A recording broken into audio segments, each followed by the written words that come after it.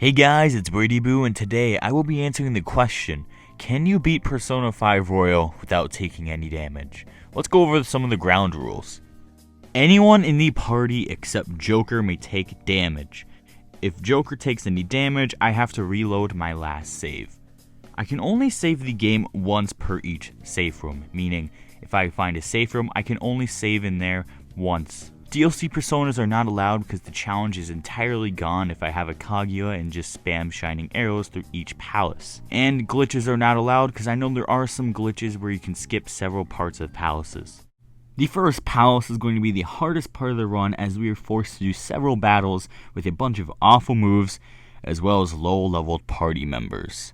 Now, normally grinding can get you out of those problems, but grinding cannot get you out of the first few battles of the game. Because of this, we are met with our first hurdle of the game, the jack-o'-lanterns.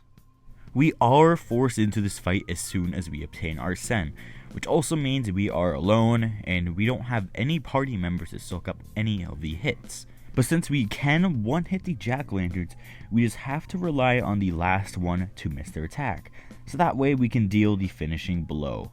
And so that's what I did. I kept resetting and resetting until the jack-o'-lantern missed its attack. But it didn't happen. You see, when there's two jack-o'-lanterns on the field, one of them is almost 100% likely to miss their attack. On normal difficulty, that is. But when there's only one jack-o'-lantern left on the field, it doesn't even miss at all. That also means I could not get past this first battle of the game without taking any damage. But hypothetically speaking, let's just say I did beat these enemies without taking damage, and I am now moving onwards. Although I still lost the challenge, I want to see how far I can get into this challenge if we just ignore this first fight. So on our way to the second required fight, we release Monster Cat from his cell, and now we have a meat shield to soak up all the damage. Now Monster Cat joining the party turned this challenge from an impossible feat into a game of luck. The second fight took an average of 20 resets in order to win, as the primary goal was to have the enemies target Morgana and only Morgana. Now this should have only taken around 10 minutes of resets to accomplish, but for some reason I was extremely unlucky and I just kept on taking damage. They just were not hitting Morgana at all. And after many attempts, Morgana was finally getting targeted by the enemy and I did not take any damage. Oh, would you look at that? We have another required fight ahead of us. God, why? But this one went a lot more smoothly and I swept the Pixie duo with ease. We now break the ventilation shaft and escape the castle with the help of Monster Cat. So we got back and I talked to my very annoyed teacher and I introduced myself to the class. After the small chat with Blondie, I meet the best girl on the train and get ambushed by some random street thug. Well, not only did he steal all my lunch money, I'm now somehow inside of the castle again. That's kinda weird. We meet up with Monster Cat yet again and go into another fight. Now, this fight was extremely easy and we beat the jack-o'-lantern in only one turn. We now encounter our first safe room of the castle, and I of course save my progress to avoid time loss. So for the enemy after the safe room, I made a mistake and accidentally attacked instead of ambushed, but in the end I still managed to not take any damage.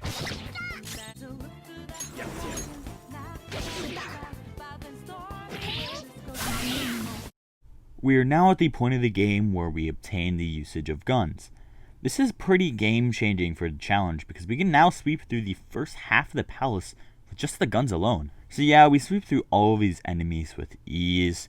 I really like how P5R added the ammo refill into this game because it really changed a lot of the issues in the previous game, such as problems involving around ESP usage and how there's always a lack of SP throughout the game.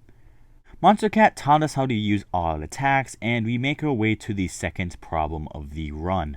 Now, we all know this part. It's where we get beaten up and Ryuji awakens to his persona. But you're pretty much forced to take damage here. I don't think I've ever seen a Let's Play where people have not taken damage at this part of the game.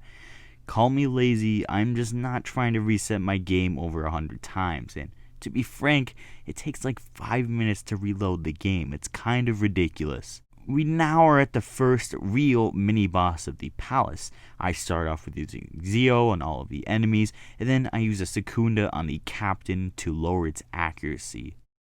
I thought that it was going to be a big brain play to do the evasion debuff, however, I realized that more enemies equals a bigger chance to be hit, and what do you know, I got hit. So I redid all of the previous fights, and now this time I actually have a plan of action for the mini-boss. I Zio both of the horses, then use my extra turn to kill one of them. On Joker's turn, I cleaved the other horse, killing it off, and then I use Garu on the captain. At this point, I'm just praying that I don't get hit, and thankfully I don't. The rest of the battle here was just an easy KO. After the mini-boss, we left the castle and then also ditched Monster Cat. And then I told my life story to Ryuji while he was choking on his ramen. Arriving school, Mishima gets absolutely owned. We then meet Morgana and discuss a plan of action on the rooftop. Afterwards, we go on a date with An and witness Shiho dive headfirst as we see her go skydiving without her parachute. Oh, and I guess we're getting expelled now? Back to the castle, I suppose. We're given the free tutorial pixie, no damage taken, of course. The second fight right after was very easy, and we knocked them out with Zio, and finished them off with our pellets. Here we are in the chest room. We sweep the first enemy with our bullets. I then accidentally get spotted by the enemy, because I'm stupid, so I ran back to reset the room. So I had to redo the fights. We take out the bicorn with our guns. We then fight the second enemy, which is a pair of bicorn. I Zio one of them and then kill it with a gun. The rest of the fight, I just kill the other enemy with a gun as well. The next enemy is a trio of pixies. Gunshots and all-out attacks wipe the enemies. We now have to save An from Kamoshida, and eventually meet ourselves at the Belphegor mini-boss.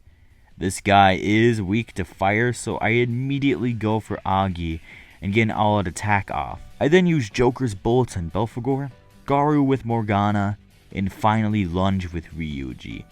But Belphegor used Magaru, which happens to hit all party members, and it also means I took damage. Let's try this again. This time, I obtained a Jack-o'-lantern for myself. He will be our trump card as he is naturally given Agi, a fire move which we do know Belphegor is weak to. I grind out a couple levels, and now we are ready to fight Belphegor. I go for an Agi and an all-out attack with An. Same thing with Joker, slingshot attacks with Morgana, and to finish it off, a shotgun blast in Belphegor's face. We came back from the palace and bought medicine from the doctor and bought better guns from EY. Now that we are prepared for the palace, I head back in and grind for a very long time. But since I did buy better guns, it only took around an hour to reach level 9, with Ryuji being the only one who took damage in the party. I then save my game at the safe room. I get to the dining room and beat both of the enemies very easily. We then learn how to use the baton pass ability. I beat these 3 with no problems at all. And we can now hide behind walls without being seen. Again, no problems beating this enemy. We beat the enemy after this one and get led to the place where we obtain our map. I then sweep both of the enemies in this hallway, climb across the chandeliers and open the chest, and save in the safe room. I venture out of the safe room, capture Kite Sith, as well as Silky, who will be our anti-Bareth persona. I take out the Gathian trio, solve the lever puzzle, and then take out the Kite Siths as well as the Silkies. We pick up a breeze ring from the chest, grapple upwards where we also pick up another item from a chest, and head our way towards the book puzzle. We save here at the safe room, take out the Mad Marsh horse, and grab the Queen book. We beat this guy cause he's just kinda in the way, rob the Silky, and grab the Beefcake book. I actually have no idea what that book is for, but okay then. We just sneak past the enemies and snatch the slave book, and enter the puzzle room without getting into fights. We solve the puzzle, grab the map, and are forced into a mini fight. Kind of forgot this existed, but with a couple heart attacks away, we managed to get by without any scratches. We got very lucky. I saw a chest that was not being guarded, and right before I was just about to open it, a Bareth just spawned right behind me. Talk about luck. But the Silky we obtained earlier should make this fight manageable. But it does not change the fact that we still have a 1 in 4 chance of being hit. But luckily Morgana was hit and not me. Beating Bareth was now just 1 lunge away from victory. Let's try and not make a dumb mistake like that again. I sneak past the enemies, open the door using the metal, and save in the next safe room. Now we fight the hardest mini-boss in the palace, Heavenly Punisher. He has no weaknesses, and he has Vajra Blast, a move that hits all enemies. That also happens to be paired with Charge, a damage multiplying move. Well, we're just gonna have to be lucky. I start out with using Cleave with Joker, then Garu with Morgana. With Ryuji, I use Tarkaja on Joker to double the damage, and then, for some reason, I guarded with On when I could have easily just used Gun. Our worst nightmare is over, and he does not use Vajra Blast, but instead one-shots Morgana, which is perfectly fine with me. All it took was a Cleave with Joker, Lunge with Ryuji, and Agi with On, and since for some reason the mini-boss is on cooldown, we were able to beat him without taking any damage. I grapple out of danger, grab a chest in the back, and grab the will seed as well. We make our way to the courtyard, and I grapple hook past the enemies because I'm not really trying to risk taking any damage. I grab the second will seed and travel into the castle tower, where I go down the elevator, jump through the painting, and grab the 2 chests in the corners. Going back up the elevator, I carefully dodge every enemy I see and save in the safe room. I run up the stairs, grab the chest, and fight these 2 enemies for that very small head start on the grinding I will do later on. I beat the shadow that is blocking the chest that I eventually grab, and fight the Bareth and win without taking any damage, as this fight did level me up to level 10. I'm forced to travel backwards as I need to snatch 2 keys from enemies that I need to beat. And, oh Christ, why do I keep getting in these situations, and why do I keep getting by every time? Don't ask me why I didn't take damage here, because there was no reasons I shouldn't have. So for the first key, I have to fight an Eligor, and I only beat him with 2 party members, because level 16 Eligors are apparently weaker than level 9 Bareths. On my way to grab the final key, I actually fight 2 enemies down below just for a little extra experience points, and for the last key, I fight yet another Eligor, and the fight was just as easy as the first one. We travel back and turn off the blades, and then make our way to the treasure room to secure our infiltration route. I grinded all the way up to level 13. I also made Ame no Uzume, and we are now ready for Kamoshida, the very, very hard part of this challenge. Just to see what is in store for me, I decided to dip my toes into the Kamoshida battle and see if I can brew up some sort of strategy. And funny enough, the first attack Kamoshida does actually hits me. So I reset the game, and the same exact thing happened to me. I reset again, and I thought out a strategy to turn the difficulty to easy mode, so he maybe doesn't hit me immediately, and it actually worked. Kamoshida hit Morgana first instead. I lower his defense and use Agi with On and increase Ryuji's damage, followed up with a Garu for Morgana. I chipped off a little bit of damage, but in the end, I still got hit during the beginning of the battle, so I lowered the difficulty to baby mode in hopes that maybe he just doesn't try and hit me at all. And well, the strategy worked quite well, and I managed to get him to his healing phase. So of course I used Mazio to hit both the trophy and Kamoshida, used Agi on the trophy, and headbutt onto Kamoshida while finishing off the trophy with Morgana. And we now have triggered the kill shot. A move that hits every single party member, which also means we have to kill Kamoshida before he uses this move. Otherwise, we're just gonna have to reset the game. I cleave with Joker, Agi with An, Headbutt with Yuji, and Garu with Morgana.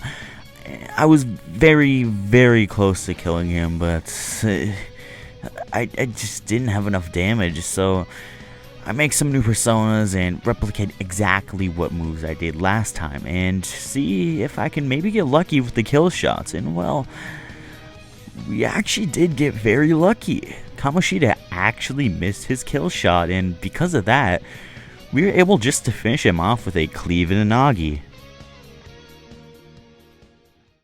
If you guys made it to the end of the video, thank you, because this video took a very, very long time to make. If you guys want to see a part 2 to this video, comment down below and like. I do not want to make a part 2 for how long it's going to take if no one wants to see it or watch it. That being said, have a good rest of your day. Thank you for watching.